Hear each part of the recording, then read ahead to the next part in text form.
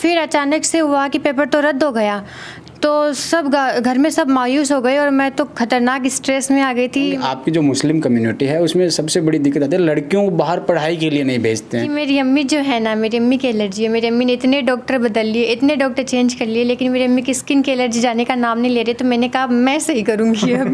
गाँव को टारगेट किया जाता है, समाज को टारगेट किया जाता है, एक व्यक्ति को सिर्फ नीचा दिखाने के लिए पूरी हमारी कम्युनिटी को टारगेट किया जाता है। खुशी भी थी, मतलब वो ऐसे था, ऐसे आंख में आंसू भी आ रहे थे कि हाँ हो गया, ऐसे यकीन नहीं हो रहा था।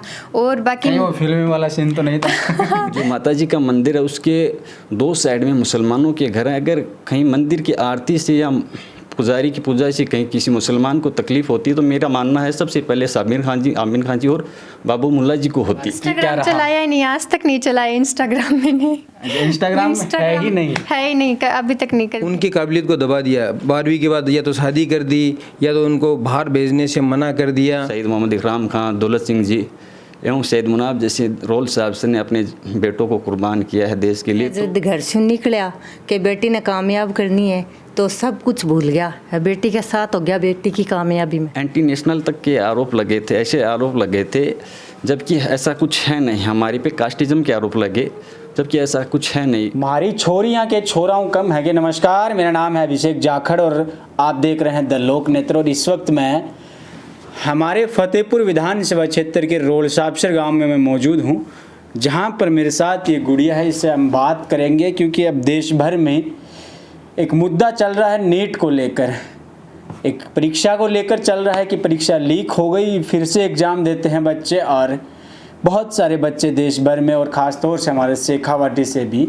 वो बच्चे उस देश भर की जो सबसे बड़ी परीक्षा होती है उसको क्रैक कर लेते हैं नीट में, और डॉक्टर और इंजीनियर जैसे शेखावाटी से भी बहुत निकलते हैं, नीट से डॉक्टर बनते हैं।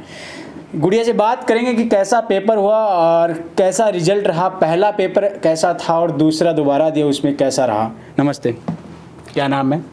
अस्सलाम वालेकुम, मेरा नाम नाजिया खान है और रीनीट 2026 में अभी मेरे 608 नंबर आए हैं। ऑल इंडिया रैंक आई है 7619। पहला पेपर कैसा था? नीट पहला पेपर काफ़ी अच्छा हुआ था, उसका जो लेवल था वो काफ़ी आसान था। तो उसमें 657 नंबर आए थे। उसमें बायो, फिज़िक्स, केमिस्ट्री सब ऐसे आसान ही थी, मतलब केमिस्ट्री थोड़ी मॉडरेट थी, बाकी इजी पेपर था वो वाला। और जो रीनीट का हुआ उसमें फ़िज़िक्स का लेवल काफ़ी हाई था, मतलब, और केमिस्ट्री भी टफ थी और बायो बहुत आसान थी उसमें। बायो? हाँ, बायो आसान थी। तो कैसा एक्सपीरियंस रहा? दोबारा एक पहले पेपर दे के आए, फिर अचानक से ये मीडिया में छा गया कि पेपर लीक हो गया, तो उस समय क्या धक्का सा लगा? उस समय ये था कि मैंने स्कोर भी, जो पेपर लीक हुआ था वो रद्द हुआ था, उसके थोड़े दिन पहले मैंने नंबर काउंट किए थे। तो नंबर काउंट करने के बाद हम सब काफ़ी खुश थे, हमें लगा था हाँ हो जाएगा, अच्छी रैंक आ जाएगी। फिर अचानक से हुआ कि पेपर तो रद्द हो गया, तो सब घर में सब मायूस हो गए और मैं तो खतरनाक स्ट्रेस में आ गई थी, मतलब डिप्रेशन टाइप में आ गई थी मैं तो। फिर जो 1 महीना निकला वो पूरा उसी में निकला कि वापस होगा कि नहीं होगा, क्योंकि वापस अच्छा पेपर होगा कि नहीं होगा। और काफ़ी तकलीफ़ हुई उस टाइम पे, तो बहुत बुरा लगा था कि मेहनत वेस्ट हो गई, ऐसा लग रहा था उस टाइम पे। अब कैसा लग रहा है री नीट 2026 देकर फाइनली, मतलब सिलेक्शन हो गया है? अब काफ़ी अच्छा लग रहा है। अब ऐसे हो रहा है कि हाँ अल्लाह ताला जो करते वो अच्छे के लिए करते, क्योंकि उस टाइम पे अगर पेपर रद्द नहीं होता तो हो सकता है कि वो कट ऑफ 670 भी चली जाती, क्योंकि जिस हिसाब से वो लीक हुआ था तो नहीं होता। तो ये अच्छी बात है कि वापस रीनीट हुआ और अच्छा स्कोर आ गया। इस बार कितनी गई? इस बार कट ऑफ 560 के अराउंड जाएगी, 560 के आसपास बता रहे हैं, क्योंकि उसके 560 के अराउंड रैंक आ रही है 28-29 हज़ार के आसपास, तो उतनी जाएगी। अच्छा, उतनी जाएगी। अच्छा, क्या क्या सबसे कौन सा सब्जेक्ट डिफ़िकल्ट लगता था कि ये सब्जेक्ट बहुत ज़्यादा टफ है, ये सब्जेक्ट पढ़ने में बहुत ज़्यादा समय देना पड़ा?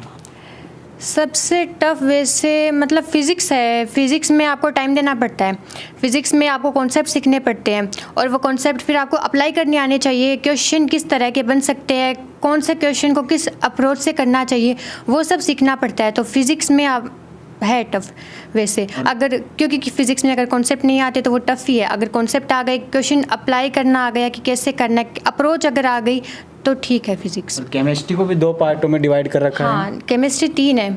फिजिकल केमिस्ट्री जो कि फिजिक्स की तरह होती है, उसमें न्यूमेरिकल्स होते हैं। इनऑर्गेनिक के अंदर थोड़ा रटने वाला सा होता है, एनसीईआरटी बेस होती है। और ऑर्गेनिक में भी थोड़ा रटने वाला और थोड़ा मतलब क्वेश्चंस वगैरह वैसे होते हैं। तो ऑर्गेनिक मेरी अच्छी थी, ऑर्गेनिक मुझे अच्छी लगती थी, मुझे अच्छी थी। इनऑर्गेनिक में थोड़ा रटने वाला ज़्यादा था, तो उसमें क्या बार बार आप वो करो, बार बार रिवाइज करो, एनसीईआरटी पढ़ो, नोट्स पढ़ो, बार बार रिवाइज करो, क्योंकि उसमें थोड़ा क्या याद रखने वाली चीज़ें, एक्सेप्शन होते हैं बहुत सारे। और फिजिकल केमिस्ट्री का ऐसा होता है कि वो फिज़िक्स की तरह है, उसमें आपको अप्रोच, ये क्वेश्चन कैसे करना है और क्वेश्चन प्रैक्टिस ज़्यादा से ज़्यादा करो। तो केमिस्ट्री का तो ये। रटाफिकेशन भी किया गया, मतलब या फिर कुछ चीज़ों को समझाई। रट्टाफिकेशन भी होता ही है और समझना भी होता है, क्योंकि कुछ जैसे डाटा होते हैं, अब वो डाटा तो चेंज हो नहीं सकते। अब बायो में जैसे जिस हड्डी का जो नाम है वो तो वही रहना है, तो वो तो रटना ही पड़ेगा।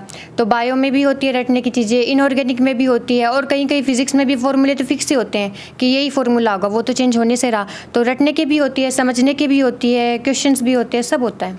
अच्छा, 12th कहाँ से किया था? 12th मैंने यहीं गांव से गवर्नमेंट स्कूल से किया था। कितने परसेंटेज आए थे? 12th में मेरे आए थे 90.60%। 90.60। हाँ। अच्छा, ये बताओ, गांव की सरकारी स्कूल में पढ़कर 90% लाए और फिर नीट की तैयारी के लिए कहाँ से की? गांव से पढ़ के फिर मैं सिक्कर गई थी, तो सबसे पहले तो मैंने गुरु कृपा ज्वाइन की थी, और इस साल मैं पाथ में थी। अच्छा, पाथ में थी। मतलब पहले ही बार में पाथ ने वो पाथ दिखा दिया कि जहाँ से सिरमौर हो। पाथ का रिज़ल्ट काफ़ी अच्छा रहा है इस साल। पहले ही साल में 600 प्लस सिलेक्शन हो रहे हैं पाथ से, और पाथ की फैकल्टी की जो टीम है, फैकल्टी टीम है, वो भी काफ़ी अच्छे है, वो टीचर्स हैं वो भी काफ़ी अच्छे हैं। हॉस्टल में रहते थे या फिर सेल्फ स्टडी करते थे? पहले तो मैं हॉस्टल में रहती थी, इस साल मैं मेरी अम्मी के साथ रही थी। जब मेरे साथ रही थी। फ़ोन कितनी देर चलाते थे? सबसे पहले तो ये बताओ, आजकल सोशल मीडिया का ज़माना है। फ़ोन मैं इस साल अम्मी के साथ रहती थी, तो मेरा फ़ोन से, क्योंकि अम्मी तो पास में ही थी, तो किसी से बस पापा दुबई रहते थे तो पापा से बात कर ली, उसके अलावा मेरे मतलब नाना नानी से ऐसे बात कर ली। फिर और अम्मी साथ में थी, बहनें साथ में थी, तो ऐसा था नहीं किसी से और बात करने की ज़रूरत है, मतलब क्योंकि इतना टाइम भी नहीं मिलता है। तो फ़ोन तो बस यही था कि जैसे मैं खाना खाने आती थी, तो उस समय थोड़ी सी देर बस वो खाना खाती थी ना, उतनी देर बस वो कुछ देख लिया। रील्स स्क्रॉल कितनी देर करती थी? नहीं, रील्स जो अभी ये ट्रेंडिंग में चल रहा है, नहीं, रील्स इतनी नहीं स्क्रॉल की मैंने। बस रात को ऐसे है कि पढ़ के आ गई, अभी है सोना है, तो सोने से पहले जैसे मेरे बहनें देखती थी उनके साथ ही थोड़ी बहुत रील ऐसे देख लेती थी, बस इतनी देखती थी, ज़्यादा नहीं देखती थी मोबाइल में। इंस्टाग्राम के ट्रेंड नहीं पता, मतलब इस बार क्या इंस्टाग्राम रहा? चलाया ही नहीं, आज तक नहीं चलाया इंस्टाग्राम मैंने। इंस्टाग्राम है ही नहीं? है ही नहीं, अभी तक नहीं, कभी नहीं चलाया। क्या कुछ कहना चाहोगे तुम, जैसे कि मतलब कि जो लोग सोशल मीडिया भी चलाते हैं और साथ में पढ़ाई करते हैं, या फिर क्या इंस्टाग्राम, सोशल मीडिया, ये जो आज की जो ज़माने की ट्रेंड है, वो चलाकर पढ़ाई की जा सकती है या फिर बगैर सोशल मीडिया फ़ोन के पढ़ाई अच्छी होती है? मेरे हिसाब से तो बगैर सोशल मीडिया और बगैर फ़ोन की पढ़ाई अच्छी होगी, क्योंकि उसमें फिर आपके दिमाग में ये वो चलेगा, आप पढ़ रहे हो, आपके दिमाग में ट्रेंड ही चलेंगे, फिर पढ़ाई नहीं चलेगी। मतलब तो ये है कि आप पढ़ाई करो, पढ़ाई, क्योंकि ये तो यहीं पे है, पढ़ लेंगे, अच्छा रिज़ल्ट आ जाएगा, अच्छे हम डॉक्टर बन जाएंगे, तो है यहीं पे, तो वो तो काफ़ी टाइम मिलेगा आगे आपको कि आप कर सकते हो ट्रेंड वगैरह जो भी है, आपको रील देखनी है, जो भी देखना है कर लो। लेकिन अगर आप पढ़ रहे हो, किसी चीज़ की तैयारी कर रहे हो, तो उस टाइम पे तो आप अपना पूरा समय अपनी पढ़ाई को दो। कितने बहन भाई हो तुम? हम 4 बहनें और एक छोटा भाई है मेरा। सबसे बड़े तुम ही हो? हाँ, सबसे बड़ी मैं हूँ। अच्छा, छोटे भाई हैं और बहनें हैं और दादा दादी हैं, उनको जब रिजल्ट के बारे में बताया तो क्या फील था, वो मोमेंट कैसा था? वो मोमेंट मैं आपको बताऊं, मतलब जैसे ही मैंने रिज़ल्ट खोला, मैंने खोल के मेरे मम्मी पापा को दिखाया कि ये रैंक का ये नंबर है, फिर मैं कुछ देर तो इससे मतलब मुझे यकीन नहीं हो रहा था कि मेरा, मतलब वो खुशी भी थी, मतलब वो ऐसे था, ऐसे आंख में आंसू भी आ रहे थे कि हाँ हो गया, ऐसे यकीन नहीं हो रहा था। और बाकी वो फिल्मी वाला सीन तो नहीं था? फिल्मी वाला ही समझो आप, बाकी सब बहुत खुश थे। मेरे पापा और मेरे आंखों में तो ऐसे खुशी के आंसू टपक रहे थे कि हो गया। आखिरकार हमारी मेहनत हाँ, से हमारी मेहनत। अच्छा, कैसा लग रहा था गुड़िया का सिलेक्शन देखकर, मतलब कि मैं एक डॉक्टर बनने का सपना देखा था, फाइनली गवर्नमेंट जो कॉलेजेज होती है उनमें सिलेक्शन एडमिशन के लिए रिजल्ट हो गया डिक्लेयर। देखो, सबसे पहले तो मैं अल्लाह का शुक्र अदा करता हूँ कि 4 बेटियाँ हैं और जो दिल में सपना था वो पूरा हो गया। और जब रिज़ल्ट आया उस टाइम की तो मैं फीलिंग आपको क्या समझाऊँ, क्या बताऊँ। जैसे वो गुड़िया बोल रही है कि मतलब खुशी के आंसू आ रहे थे। अच्छा, तो अल्लाह का शुक्र अल्हम्दुलिल्लाह कि इसका ये हो गया है, गांव का नाम रोशन किया इसने, समाज का नाम रोशन किया है और अच्छी एक कामयाब डॉक्टर बन के अपनी हिंदुस्तान की जो भी है सेवा करें। अच्छा, डॉक्टर बन के सेवा करें। दादी जी से बात करते हैं। राम नमस्ते दादी जी। नमस्ते। कैसा लग रहा है, छोरी डॉक्टर बनने का जो सपना था वो उसमें सिलेक्शन हो गया है? बहुत बढ़िया, अल्लाह को शुक्र है, लाख लाख पोती बड़ी, बहुत खुशी है सके। बढ़िया है, बढ़िया, एकदम बढ़िया। खाने की यहाँ लाग रहे हो दादू जी? अल्हम्दुलिल्लाह में हमारी बहुत बड़ी खुशी है कि हमारी पोती डॉक्टर होगी। परिवार में पहली छोरी डॉक्टर बनेगी? हमारे पहले बड़े बड़े आई परिवार में पूरा डॉक्टर आई बनी है और डॉक्टर ने हमारे परिवार में बहुत सबसे बड़ी खुशी आई है, डॉक्टर होगी। तो वो रिजल्ट बतायो जना क्या को लाग्यो, मतलब जी टेम पे? खुशी भी हुई, गम भी हुई, खुशी हुई का पोत्या गई का भाई का बधाई दे गए। अल्लाह को शुक्र है कि नज को दीदी है, नज को अरे पास आ गई, जब भाग भाग है बेटे के घर पर आया, हटाया, सिर पर हाथ फिर जो आंसू तो फिर हमको अल्लाह को शुक्र है, तो मन्नत करी तेरी मन्नत के वो अरे मोहल्ले में लाडू बांटा कौन बांटा बा बताओ दे दो। मैं तो दूध पेड़ा बांटा। दूध पेड़ा बांटा के? हाँ, दूध पेड़ा बांटा। बांटा के रहे। अच्छा, आप क्या बनना चाहते हो? आप कौन सी क्लास में पढ़ रहे हो? मैं 9th में हूँ। 9th में। 9th में हो? हाँ। अच्छा, क्या बनना है तुम्हें? अभी डिसाइड नहीं किया। डिसाइड नहीं किया? ऐसे मतलब घर में डिस्कस होता है पापा मम्मी के साथ कि मतलब क्या तैयारी करनी है, क्या कुछ करना है? पापा तो फाउंडेशन करवाना चाहते हैं हमको, इसलिए। और तुम क्या बनना चाहते हो? तुम्हारा ऐसे क्या लोगों से, आसपास में गांव के लोगों से बात करते हो तो क्या मतलब सोचते हैं, मतलब फ्रेंड सर्किल?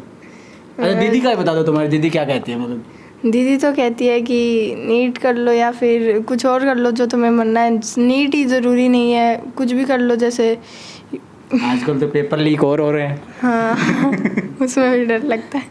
उसमें भी डर लगता है? हाँ कि करेंगे, फिर दीदी मेहनत कर रही थी और दीदी का वापस वो लीक हो जाता है, फिर ऐसे हो जाता है, इसलिए डर लगता है। भरोसा नहीं है पेपर का भी? नीट में तो डर लगता है। नीट में डर लगता है? हाँ। तुम्हें क्या करना है? तुम कौन सी क्लास में हो? 9th में। दोनों सेम हो? हाँ, दोनों सेम क्लास में हो? हम ट्विंस हैं। ट्विंस हो? हाँ। लग तो नहीं रहे, तुम तो बड़ी लग रही हो। दोनों की शक्ल में तो फर्क एक जैसे है, पर लग तुम बड़ी रही हो, जैसे तुम कोई 10th 12th में हो। मुझे पहली बार किसी ने कहा कि मैं बड़ी लग रही हूँ, वरना सभी सही कहते हैं। हैं? क्या पता, मुझे तो आज तुम ही लग रही हो। तुम्हें क्या बनना है गुड़िया? क्या नाम है? ज़ारा। जारा। जारा, अच्छा क्या बनना चाहते हो तुम? डॉक्टर ही बनना चाहती हूँ। डॉक्टर? तो सारे डॉक्टर बन जाएंगे तो फिर वकील ये और कौन बनेगा? फिर पुलिस वाला ये कौन बनेगा? IPS IAS? अच्छा, कहाँ पढ़ती है, चलो ये बता दो। पहले तो ननिहाल में पढ़ती थी। कहाँ है ननिहाल? डूंगरगढ़। डूंगरगढ़ बहुत दूर है यार। अच्छा, क्या बनना चाहती, मतलब वहाँ अब कहाँ पढ़ रही हो? अब यहीं पे कौन सी फतेहपुर में स्कूल? पढ़ेंगे। कौन सी स्कूल में? वो तो अभी एडमिशन हुआ नहीं अच्छा, हमारा। अभी तक करवाया नहीं है? सेशन तो स्टार्ट हो गया है। हाँ, वो तो हो गया। छुट्टियाँ मना रहे हो अभी भी है? ग्रीष्मकालीन की है? हाँ। अच्छा, तुम्हें क्या, कौन सी क्लास में हो? थर्ड। कौन सी क्लास में हो? थर्ड। क्या कह रहे हैं? 3rd class. 3rd में। कहाँ पढ़ती हो? पहले तो थिएटर में पढ़ती थी, अब कहाँ? एडमिशन नहीं करवाया। अच्छा, आप यहाँ कह रही थी अम्मी साथ रहती थी, आपका क्या स्ट्रगल रहा वहाँ पे? मतलब एक तो गांव की लाइफ होती है सुख एक शांति की, और वहाँ शहर में शोरगुल भरा माहौल रहता है। देखो के लाइफ तो बहुत दोरी, पर ये है कि बेटी ने जब घर से निकलिया कि बेटी ने कामयाब करनी है तो सब कुछ भूल गया है, बेटी के साथ हो गया बेटी की कामयाबी में। अच्छा, बहुत स्ट्रगल कियो। इब क्या लाग रहा है कि 12 महीना आप छोरी के सागे रहे यार, अब आखिरकार छोरी को सिलेक्शन होगो, गवर्नमेंट कॉलेज में मिल जाओगी, 4 साल पढ़ेगी तो डॉक्टर भी बन जाओगी। बढ़िया लग रहा है कि बेटी का सपना पूरा हो गया, बेटी डॉक्टर बन जैसी, गांव को नाम रोशन कर सी, घर को शहर को नाम रोशन कर रही है, अल्लाह इन्हें कामयाब करे। अच्छा, एक चीज़ और जानना चाहता हूँ गुड़िया, क्या नाम बताया था आपका? मैं नाम भूल गया। नाजिया। नाजिया, मुझे ये बताओ, जैसे MBBS तो चलो कर लोगी, लेकिन आगे चलकर क्या सपना है? मतलब डॉक्टरी के अंदर कौन सी फील्ड में जाना है PG के लिए? अभी जैसे मुझे इतनी नॉलेज नहीं है हालांकि, क्योंकि जैसे जैसे मैं आगे बढ़ूँगी तो मुझे नॉलेज होगी इस फील्ड में। और तो अभी तो मैं जैसे स्किन की डॉक्टर का सोच रही थी, डर्मेटोलॉजिस्ट का, और अभी इंशाल्लाह आगे जाके देखूँगी कि क्या रहता है, तो उस हिसाब से देखूँगी। फ़िलहाल मैंने स्किन का क्यों स्पेशल? स्किन का इसलिए क्योंकि मेरी अम्मी जो है ना, मेरी अम्मी की एलर्जी है। मेरी अम्मी ने इतने डॉक्टर बदल लिए, इतने डॉक्टर चेंज कर लिए, लेकिन मेरी अम्मी की स्किन की एलर्जी जाने का नाम नहीं ले रही। तो मैंने कहा मैं सही करूँगी अब इसलिए अभी तो मैंने इतना सोचा, और बाकी इंशाल्लाह क्या डिसाइड करूँगी वो देखेंगे। आगे की बातें हाँ। अच्छा, बहुत से लोग कहते हैं कि मुझे समाज सेवा करनी है, डॉक्टर बनकर वो करना है, ऐसा कोई ड्रीम नहीं है तुम्हारा? नहीं, ये तो है ही, मतलब कि अच्छी डॉक्टर बनना चाहती हूँ मैं। ये नहीं कि वो एक होते हैं ना झोला छाप डॉक्टर, वो नहीं बनना व्हाट चाहती। Is the definition of doctor? Doctor की डेफिनेशन यही है कि जो मतलब पेशेंट को अच्छे से ट्रीट करे। ये ऐसे नहीं कि बस पैसे लूटने पर, मतलब सेवा, मतलब एक सेवा की भावना भी होनी चाहिए एक डॉक्टर में, ईमानदारी होनी चाहिए डॉक्टर में। तो ये सब मतलब मिलके ही एक अच्छा डॉक्टर हम बन सकते हैं। तो मेरा यही है कि मुझे एक अच्छा डॉक्टर, अच्छी डॉक्टर बनना चाहती हूँ मैं। मतलब सेवा भी करूँ सबकी, ईमानदारी से मैं मेरा काम करूँ, और जो मेरे पेशेंट जो भी मेरे पास आए वो मतलब ये खुश हो जाए कि हाँ हमारा अच्छा ट्रीटमेंट हुआ, हमारे पैसे भी वसूल हो गए। छोटे जो बहन भाई हैं, इनको क्या कुछ बताना चाहोगी कि इस तरीके से तैयारी करें तो मतलब कुछ अच्छा हो? इनको तो मैं यही कहती हूँ कि मन लगा के पढ़ो। अगर ये तो बड़े माँ बाप वाला ज्ञान दे दिया तूने। तो बड़ी बहन हो तो ऐसा ही दूंगी, क्योंकि ये हमारे बीच में एज डिफरेंस भी काफ़ी है, 8 साल छोटी है मुझसे हम सब में। तो मैं तो इनको यही कहती हूँ, गाइडेंस देती रहती हूँ कि मैं इनको ऐसे फोर्स नहीं करती, मैं भी नहीं करती, मेरे घर वाले भी नहीं करते कि ये करो वो करो। मेरे घर वालों ने मुझे नहीं किया तो हम इनको भी नहीं करेंगे फोर्स कि तुम यही बनो। एक चीज़ मैं स्पेशली मतलब एक चीज़ जानना चाहता हूँ, जैसे आपकी कम्युनिटी में ये होता है कि मतलब 10th 12th तो पढ़ा देते हैं, बाहर नहीं भेजते हैं पढ़ाई के लिए, तो वो चीज़ फेस नहीं करनी पड़ी? मुझे बिल्कुल नहीं करनी पड़ी। मेरे साथ वालों ने तो फिर भी की होगी, लेकिन मुझे बिल्कुल नहीं करनी पड़ी, क्योंकि मेरे पापा की जो थिंकिंग है, मेरे पापा की सोच है वो काफ़ी अलग है, मेरी मम्मी की सोच मतलब काफ़ी अलग है।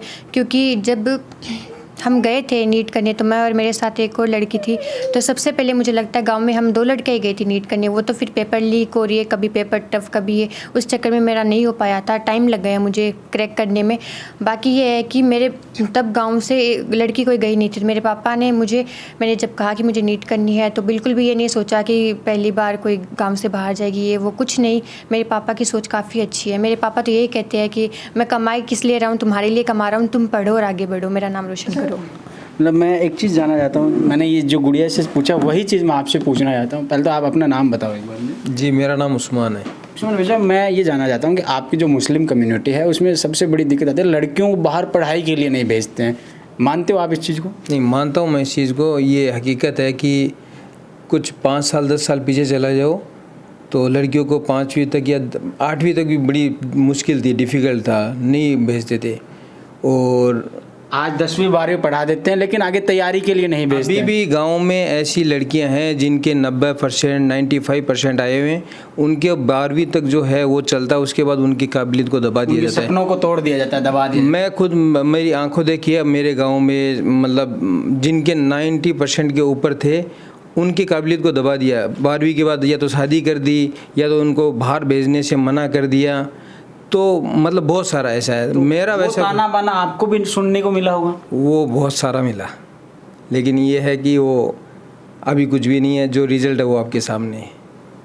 आपको भी दादी जी कहा होगा गांव के लोगों ने कि कड़े ताई जी छोरी ने सीकर भेज दी पढ़ाने? वो अल्लाह को शुक्र है, भेजी जल्दी आज काम ही होगी। क्या कहते थे गांव के लोग, मतलब क्या कहता मतलब थाने की भाई छोरी ने क्या भेजी है, बिगड़ जाएगी कि तीन तो कहे हो गाँव का लोग? ना मान दो मैं तो कहो घर छोड़ के गई के डॉक्टर नहीं बनाए। इंशाअल्लाह बनी सी के कोई अल्लाह बनाई सी खुदा, इंशाअल्लाह अल्हम्दुलिल्लाह। हाँ मौसिम भाई, मैं आपसे भी पूछना चाहता हूँ कि आप बताइए, गांव की लड़की आपकी भतीजी है और गांव में और भी कुछ लोगों के सिलेक्शन हुए हैं, कैसा लग रहा है? मतलब देखिए बहुत अच्छा लग रहा है, स्पेशली हमारे गांव के लिए तो ये वो गोल्डन अपॉर्चुनिटी है कि एक साथ 3 बच्चों का सिलेक्शन होना नीट में गांव के लिए बहुत गर्व की बात है। क्योंकि अगर हम 8 से 10 साल पीछे जाएंगे तो हमारे गांव में एक नूर जी नाम करके डॉक्टर हुआ करते थे रामगढ़ के। गांव के लिए सबसे बड़े डॉक्टर वही थे। आज अल्लाह का करम है, बहुत बड़ा एहसान है कि आज 8 से 10 डॉक्टर अपने गांव के ही हैं। और 16 जुलाई को ऐसा इनका रिज़ल्ट NTA ने जारी किया था, तो गांव के लिए बहुत ही खुशी का है, गर्व की बात है कि एक साथ 3 बच्चों का सिलेक्शन हुआ। तो बहुत अच्छी बात है कि रोल साहब सर कहीं ना कहीं शिक्षा के क्षेत्र में नए आयाम स्थापित करने जा रहा है। खुशी है इस बात की। और वैसे नाजिया के बारे में तो मैं क्या बताऊँ कि घर का ही माहौल है। लास्ट में 2025 ईद पे इनके घर पे आया था, तो इनसे वैसी बातें चलती थी कि 25 लीक हो गया था नीट का पेपर। तो इनसे मैंने पूछा कि क्या हुआ, बोले अंकल नहीं हो पाएगा। क्या, कैसे नहीं हो पाएगा? बोलो मेरी इच्छा है कि मैं BDS करूँ, लेकिन पेपर लीक हो गया। तो अभी हिम्मत हार गई थी, हताश हो गई थी। फिर कुछ बातें बताई इनको कि नहीं, एक बार जैसे तैसे करके फिर से लगना है वापस। तो बच्ची ने फिर से लगा। स्पेशली इनकी मम्मी जी का बहुत योगदान रहा इनके अंदर, कि अपने घर पे ताले लगाकर 12 महीने सिक्कर रहना। जो छोटी बहनें थी गांव में पढ़ती थी, उनका एडमिशन भी सिक्कर करवाया 9th के अंदर। बच्ची को तैयारी करवाई। छोटा बच्चा था, पिताजी विदेश में मजदूरी करते थे, तो है नहीं, इसलिए इसकी मम्मी जी का बहुत योगदान है। इनके पापा जी का भी मैं आभार व्यक्त करता हूँ कि लोगों की जो समाज में बातें सुनने को मिलती हैं, उन सारी बातों को कहा कि छोरी भागी थी। वही तो क्या है, सारी बातों को इन्होंने नज़रअंदाज करके जो इनकी सोच थी, जो विचार था कि बेटियों को हम आगे बढ़ाएं, तो उन्होंने उसी पे काम किया। तो कहीं ना कहीं उसका रिजल्ट और उसका परिणाम हमें देखने को सामने मिला है। गांव के लिए बहुत खुशी की बात है, परिवार के लिए भी, समाज के लिए भी, कि कहीं ना कहीं हम आगे बढ़ रहे हैं। क्योंकि मेरे गांव पे अक्सर क्या होता है कि एलिगेशन लगते हैं, आप भी रिपोर्टिंग करते हैं, पत्रकारिता करते हैं, राजनीतिक व्यवस्था के चलते क्या होता है कि गांव को टारगेट किया जाता है, समाज को टारगेट किया जाता है, एक व्यक्ति को सिर्फ नीचा दिखाने के लिए पूरी हमारी कम्युनिटी को टारगेट किया जाता है। तो क्या हुआ कि उन लोगों को एक शांत जवाब देने के लिए ये सफलताएं हमारे लिए बहुत ज़रूरी थी। क्योंकि मेरे गांव पे क्या है, आपको मैं बताऊं, एंटी नेशनल तक के आरोप लगे थे, ऐसे आरोप लगे थे, जबकि ऐसा कुछ है नहीं। हमारे पे कास्टिज्म के आरोप लगे, जबकि ऐसा कुछ है नहीं। मैं ये इसलिए बोल रहा हूँ क्योंकि हमारे गांव के अंदर माता जी का मंदिर है, जिसके पीछे की साइड में बाबू मुल्ला जी का घर है, और राइट साइड के अंदर सबीर अंकल और आमीन अंकल का घर है। अगर कहीं देश में एक माहौल जैसे क्रिएट किया जाता है मंदिर की आरती को लेके, मस्जिद की अजान को लेके, कि मुसलमानों को मंदिर की आरती से दिक्कत है, पुजारी की पूजा से दिक्कत, जबकि ऐसा मेरे गांव में कहीं है नहीं। क्योंकि जो माता जी का मंदिर है उसके 2 साइड में मुसलमानों के घर हैं। अगर कहीं मंदिर की आरती से या पुजारी की पूजा से कहीं किसी मुसलमान को तकलीफ़ होती है, तो मेरा मानना है सबसे पहले साबिर खान जी, आमीन खान जी और बाबू मुल्ला जी को होती। लेकिन कभी ऐसा कुछ देखने को मिला नहीं। जैसे अगर हम बात करें हमारे ठाकुर जी के मंदिर की, तो उसी के सामने सही है 2 दिशाओं के अंदर, उसके एक साइड में इसाक भाई साहब का मकान है, वो पीछे फरियाद भाई जो मोहम्मद अली हरीम खान जी के बेटे हैं, उनका मकान है। तो कहीं ना कहीं ये उनको देख के लगता है कि अगर मंदिर की आरती से, पुजारी जी की पूजा से अगर किसी को तकलीफ़ होती है, तो कहीं ना कहीं किसी मुसलमान को होती, तो इसाक भाई साहब और फरियाद भाई को भी ज़रूर होती। मेरे गांव में ऐसा कुछ देखने को मिला नहीं। सेम एग्जांपल ये है कि मेरी जो हमारी गांव की बड़ी जमा मस्जिद है, उसी के पीछे क्या है कि एक तरफ तो ब्राह्मणों की मकान है, दूसरी तरफ तो बाणियों की मकान है। अगर मस्जिद की अजान से अगर किसी हिंदू को तकलीफ़ होती, तो कहीं ना कहीं उन ब्राह्मणों को और उन बाणियों को भी ज़रूर होती। लेकिन मेरे गांव में कुछ ऐसा कभी देखने को मिला नहीं। हम आपस में रहते हैं, भाईचारे से रहते हैं, प्रेम से रहते हैं। और मुझे तो मेरे गांव में क्या वो अखंड भारत नज़र आता है। आपको मैं बताऊं, बहुत खुशी होती है इस बात की। लेकिन क्या लोग नैरेटिव बिल्ड करते हैं, एक व्यक्ति को सिर्फ टारगेट करने के लिए हमारी पूरी कम्युनिटी को टारगेट करते हैं, हमारे गांव को टारगेट करते हैं। तो उनके लिए ये एक रिजल्ट जवाब, उनके लिए बहुत सटीक जवाब है। उन लोगों के मुंह पे गहरा तमाचा है। और हम उम्मीद करते हैं कि हमारे गांव के बच्चे दिन पर दिन इसी तरह, इसी अदा में उनको जवाब दें, तो बहुत अच्छा लगता है। तो ये हाँ, और ये क्या है कि जो कास्टिज्म के आरोप आपको मैंने बताया, एंटी नेशनल का बताया मैंने, एंटी नेशनल तक आए के हमारे पे एलिगेशन लगे। तो मेरे गांव के अंदर आप जैसे फतेहपुर से आप एंटर करोगे, तो वहाँ पे शहीद इकराम खान की मूर्ति लगी हुई है। आप रतन गेट की तरफ से एंटर करोगे, तो वहाँ पे शहीद दौलत सिंह जी की मूर्ति लगी हुई है। तो कहीं ना कहीं अगर हम एंटी नेशनल होते, तो हमने देश को शहीद मोहम्मद इकराम खान, दौलत सिंह जी, एवं सैयद मुनाफ जैसे रोल साहब से ने अपने बेटों को कुर्बान किया है देश के लिए, तो ऐसा कुछ है नहीं और ना ही कभी देखने को मिलेगा, क्योंकि गांव में ऐसी कुछ है नहीं हमारे अंदर। तो बहुत अच्छा लगता है ये सुनकर, ये प्रतिभाएं हैं। उम्मीद करते हैं आने वाले समय, जैसे अभी गांव में काफ़ी डॉक्टर इंजीनियर्स निकल रहे हैं, आशा करते हैं कि बहुत जल्द वो दिन भी दूर नहीं होगा जब रोल साहब से IAS IPS देखने को आपको मिलेंगे, और उसी दिन का इंतज़ार है। हम भी उम्मीद करते हैं मोहसिन भाई। और ये जो शब्द थे आखिरी में, ये शब्द मैं आपको तो ये इमोशंस हैं ये इस गांव के लोगों के, और ये इसलिए भी ज़रूरी होते हैं क्योंकि जब राजनीति के जो प्रोपोगेंडा चलाए जाते हैं उसमें किसी एक व्यक्ति को टारगेट करने के लिए पूरे समाज को बदनाम कर दिया जाता है। ये आज की बात नहीं है, वर्षों से ये परिपाटी चलती आ रही है। लेकिन ख़ास बात ये रही कि नाजिमा, क्या नाम बताया गुड़िया आपने? नाजिया का जो रिजल्ट है वो एक सिर्फ नाजिया का नहीं है, ये एक समाज को दिशा निर्देश है कि जो पुरानी प्री पार्टी चलती आ रही है उसमें उस समाज को बदलिए, अपनी सोच को बदलिए। और जो आज भी लोग ये सोचते हैं, स्पेशली मैं हिंदुओं की भी बात करूंगा और ख़ासतौर से मुस्लिम कम्युनिटी की बात करूंगा, जो आज भी लड़कियों को 10वीं 12वीं पढ़ाने के बाद आगे की पढ़ाई के लिए उनके सपने तोड़ दिए जाते हैं, उनको जंचकोर रख कर उनके सपनों को तोड़ दिया जाता है और आगे नहीं बढ़ने दिया जाता है। उनके लिए स्पेशली एक बात कहना चाहूँगा कि अपने बच्चों की बात को सुनिए, समाज के ताने बाने को साइड में रखकर उनको आगे बढ़ाइए, क्योंकि समाज तभी आगे बढ़ेगा जब अपने बच्चे, अपने परिवार के लोग शिक्षा को बढ़ावा देंगे। क्योंकि आज देश में जो हालात हो रहे हैं शिक्षा को लेकर वो बहुत बुरे हैं। फिर मिलेंगे, तब तक के लिए मुझे दीजिए इजाज़त। नमस्कार, राम राम साहब।